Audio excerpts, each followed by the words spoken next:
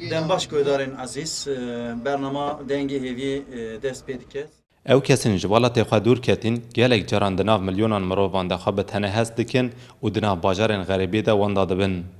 Hinek kes çanda xwe wenda dikin û dibin parçeyek ji welatê xerîbiyê, hinek kes jî herdem bêriya welatê xwe dikin û ji bo wan kesan peybekî Kurdî an ji stranekê ji axa wan dilê wan geş dike û baweriya wan zêde dike. Li Stenbolê cara pêşîn radyoyê Kurdî hatiye damezrandin û ev radyo çand û hunera Kurdî li Stenbolê pêşkêşî Kurdan dike.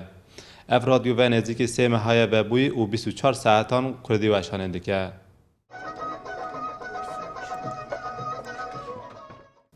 Damezrînerê radyo hêviyê Adar Penaber derbarê radyoyê de ji war Twîrê axivî. Na Stenbolê hûn zanin nêzê 5 milyon Kurd jî. Rastî pê divî an jî valahîkî divî warê de hebû. Weşanekî bi zimanê Kurdî wek radyo Stenbolê tune bû. Me jî vî valahiyê dît. Tu zanî bi salal vî welatê hanê li ser zimanê Kurdî gelekî xedexe û pişaftin hebûn. Roja îro hinekî şert û merz derfet tekertine holê. Ji bo yekî jî me jî vî valahiyê dît. Me got li Stenbolê em weşanekî bi zimanê Kurdî ez evî jî bêjim weşana me xwerû sedî sed zimanê Kurdî ye. Radyo hêvî niho tenê li Herêma Marmarayê tê guhdarî kirin, lê ji bo ku li her derê Kurdistanê ev radyo bê guhdarî kirin, xebatên berfireh berdewam in. Li gor damezrîner Adar Penaber, radyo hêvî wextekî Kurd te gihîştiye astekê bilind û ji aliyê Kurdan ve gelek tê guhdarî kirin. Karkerên radyo hêvî derbarê radyoyê de axivîn. Giringe radyoyu pır giringe.